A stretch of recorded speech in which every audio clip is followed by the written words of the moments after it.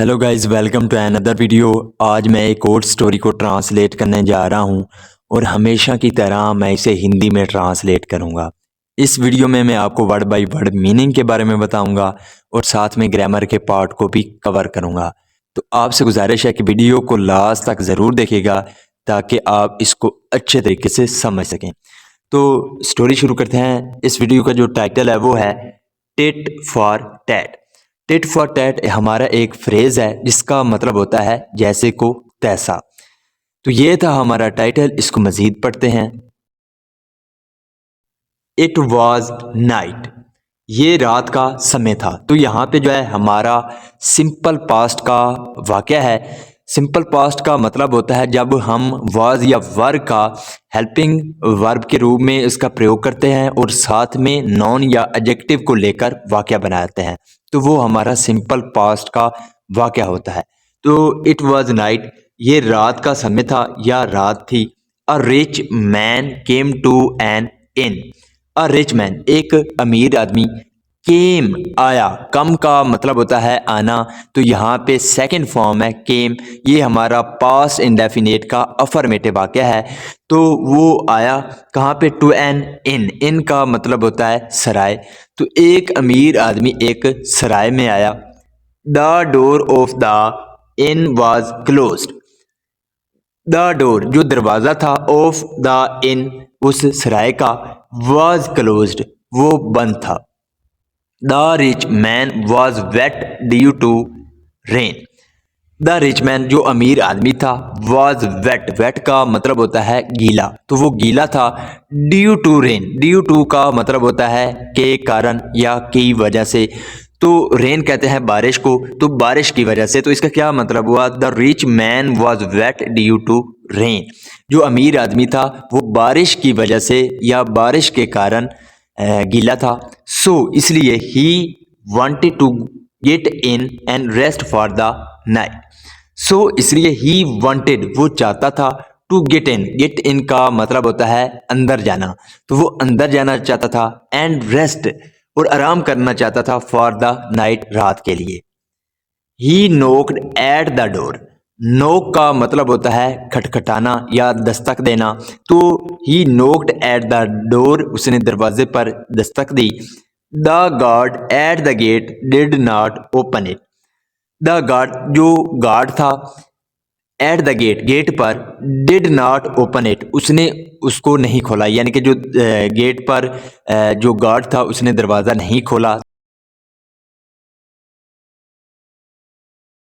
The door is locked from inside, जो दरवाज़ा है, इज लॉक्ड, वो बंद है, फ्रॉम इनसाइड, अंदर से, and I can't open it, और मैं इसे नहीं खोल सकता, विदाउट द की, यानी कि चाबी के बिना मैं इसको नहीं खोल सकता। सेड द गार्ड, जो गार्ड था उसने कहा। The rich man understood what he mean. The rich man, जो अमीर आदमी था, अंडरस्टूड, वो समझ गया। अंडरस्टैंड का मतलब होता है समझना, तो यहाँ पे सेकंड फॉर्म है अंडरस्टूड। तो जो अमीर आदमी था वो समझ गया व्हाट ही मीन, कि उसका क्या मतलब था। He slipped 10 rupees from a chink in the gate. He slipped, slip का मतलब होता है सरकाना, तो यहाँ पे सेकंड फॉर्म है, ये भी हमारा पास्ट इंडेफिनेट का अफर्मेटिव वाक्य है। तो उसने सरकाए 10 रुपीज, 10 रुपए सरकाए, फ्रॉम अ चिंक, चिंक का मतलब होता है सुराख, तो जो सुराख था, इन द गेट, गेट में यानी कि दरवाजे में जो सुराख था उसमें से उसने 10 रुपए जो है वो सरकाए। The guard open the door and the rich man entered. The guard, जो गार्ड था, ओपन, उसने खोला, द डोर, दरवाजे को, एंड द रिच मैन, और जो अमीर आदमी था, एंटर, वो दाखिल हो गया। यानी कि जो गार्ड था उसने दरवाज़ा खोला और जो अमीर आदमी था वो अंदर चला गया। Could you please bring my luggage from outside. Could you please bring, क्या आप ला सकते हैं, यानी कि कृपया करके क्या आप ला सकते हैं, माई लगेज, मेरा सामान, फ्रॉम आउटसाइड, बाहर से। तो यहाँ पे कुड का प्रयोग किया गया है। कुड का प्रयोग हम तब करते हैं जब हम किसी से परमिशन लेते हैं, तो हम कुड का प्रयोग करते हैं। तो ब्रिंग का मतलब होता है लाना, तो क्या आप कृपया करके मेरा सामान जो बाहर है वो ला सकते हैं। आई फॉरगॉट, मैं भूल गया। फॉरगेट का मतलब होता है भूलना, तो यहाँ पे सेकंड फॉर्म है फॉरगॉट, तो मैं भूल गया। To bring it with me, तो उसको अपने साथ लाना मैं भूल गया। I am so wet due to rain said the rich merchant, तो जो अमीर आदमी था उसने कहा आई एम सो वेट, मैं बहुत गीला हूँ। वेट का मतलब होता है गीला, तो मैं बहुत गीला हूँ। ड्यू टू रेन, बारिश की वजह से या बारिश के कारण। तो जो अमीर आदमी था उसने कहा कि मैं बारिश के कारण बहुत गीला हूँ। The guard did as the rich man told, तो जो गार्ड था डिड उसने किया, as the rich man told जैसा जो अमीर आदमी था उसने कहा, तो गार्ड ने वैसा किया। ही वेंट आउट, वो बाहर गया। The rich man now bolted the door, जो अमीर आदमी था उसने क्या किया, बोल्टेड। बोल्टेड का मतलब होता है कुंडी लगाना, सेकंड फॉर्म है, तो उसने कुंडी लगाए द डोर, दरवाजे की। The guard did not find any luggage, जो गार्ड था did not find any luggage, उसको कोई भी लगेज नहीं मिला, यानी कि कोई भी सामान नहीं मिला। यहाँ पे हमारा जो है पास्ट इंडेफिनिट का नेगेटिव वाक्य है, डिड नॉट के साथ वर्ब की फर्स्ट फॉर्म है find. When he came back, जब वो वापस आया, he found the door closed, he phone उसने पाया, द डोर दरवाजे को, क्लोज्ड बंद, तो उसने दरवाजे को बंद पाया।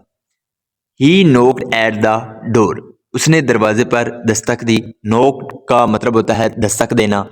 The rich man said from inside, जो अमीर आदमी था सेड उसने कहा, फ्रॉम इनसाइड अंदर से। I have lost the key and therefore can't open the door, I have lost the key, यहाँ पे हैव के साथ वर्ब की थर्ड फॉर्म है लॉस्ट, तो ये हमारा प्रेजेंट परफेक्ट टेंस का वाक्य है। जब हैज़ या हैव के साथ वर्ब की थर्ड फॉर्म लगती है तो वो हमारा प्रेजेंट परफेक्ट टेंस का वाक्य कहलाता है। तो I have lost the key, मैंने चाबी खो दी है। एंड देयरफॉर, और इसलिए कांट ओपन द डोर, मैं दरवाज़ा नहीं खोल सकता। The guard now knew that he had been fooled, जो गार्ड था नाउ न्यू, वो अब जानता था या वो अब जान गया, डैट के ही हैड बीन फूल्ड, कि उसको मूर्ख बनाया गया है। फूल का मतलब होता है मूर्ख। ही slipped the same 10 rupee through the chink, he slipped उसने सरकाए, यहाँ पे भी सेकंड फॉर्म है, तो उसने सरकाए द सेम 10 रुपीज, यानी कि वही जो 10 रुपए थे वो सरकाए, थ्रू द चिंक, उस सुराख से। चिंक का मतलब होता है सुराख, तो जो दरवाजे में सुराख था उससे जो गार्ड था उसने वही 10 रुपए सरकाए। The rich man took the money and open the door, the rich man जो अमीर आदमी था, टोक द मनी उसने पैसे ले लिए। टेक का मतलब होता है लेना, तो यहाँ पे सेकंड फॉर्म है टोक, तो उसने ले लिए। एंड ओपन द डोर, और दरवाज़ा खोल दिया। तो इसका मोरल क्या है, इसका मोरल है टिट फॉर टैट, यानी कि जैसे को तैसा।